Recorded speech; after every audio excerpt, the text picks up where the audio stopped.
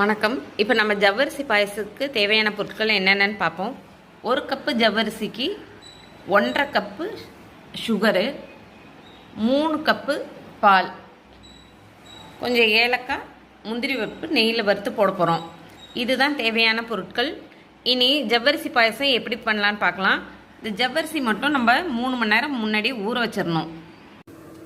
இப்போ 3 மணி நேரம் நம்ம ஜவ்வரிசி ஊற வச்சுட்டோம். நல்லா பாருங்கள் எவ்வளோ பெருசாக இருக்குது. இந்த அளவுக்கு இன்றைக்கி நான் மாவு ஜவ்வரிசி தான் ஊற வச்சுருக்கேன். நம்ம நைலான் ஜவ்வரிசி கிடைச்சாலும் நல்லாயிருக்கும். மாவு ஜவ்வரிசி தான் நல்லா தண்ணி நல்லா கொதிக்கிட்டு பாருங்கள். இப்போ அடுப்பு ஆஃப் பண்ணிடுவோம். ஆஃப் பண்ணிட்டு இப்போ இந்த ஜவ்வரிசி போட்டுடலாம். நல்லா வெந்துருச்சு பாருங்கள். இப்போ பாருங்கள் இந்த தண்ணியெல்லாம் வடிச்சிட்டோம். இப்போ நம்ம உடனே என்ன பண்ணோம், அப்படியே வச்சு எல்லாம் குழகுழன்னு போயிடும். அதனால் 1 டம்ளர் பாலை அதில் ஊற்றிடலாம்.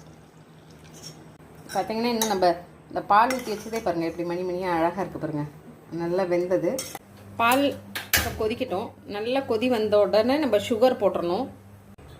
வச்சுருக்கோம் இல்லையா, அந்த 1.5 கப்பு சுகரையும் இதில் போட்டுடலாம். இப்போ நல்லா பால் கொதிச்சோன்னு அடுப்பு ஆஃப் பண்ணிட்டேன். பால் பொங்கிடுச்சு. இப்போ இதை ஊற்றிடலாம். ஊற்றிட்டு நல்லா கொதிக்க வச்சுட்டு சுகர் ஃபுல்லாக கரைஞ்சிருச்சு. இப்போ பாருங்கள் இது நல்லா தண்ணியாக தான் இருக்குது.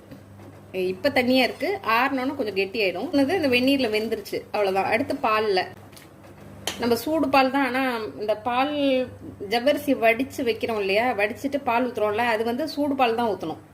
ஆறின பால் ஊற்றக்கூடாது. சூடு பால். ஏலக்காய் தூள் இதெல்லாம் ஃப்ளேவர். சில பேர் குங்குமப்பூ போடுவாங்க. நம்ம முந்திரி பருப்பை தாளிச்சு கொட்டிடலாம்.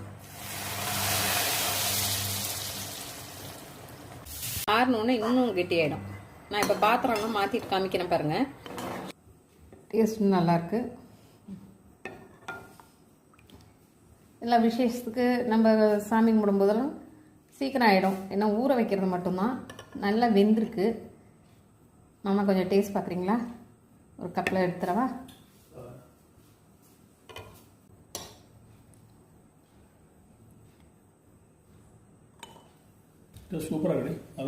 நல்லா இருக்காம்மா? ரொம்ப சந்தோஷம். இப்போ ஆறினோன்னே பாருங்கள் எந்த அளவுக்கு கெட்டி ஆயிடுச்சுன்னு. நீங்கள் வீட்டில் இது மாதிரி செஞ்சு பாருங்கள்.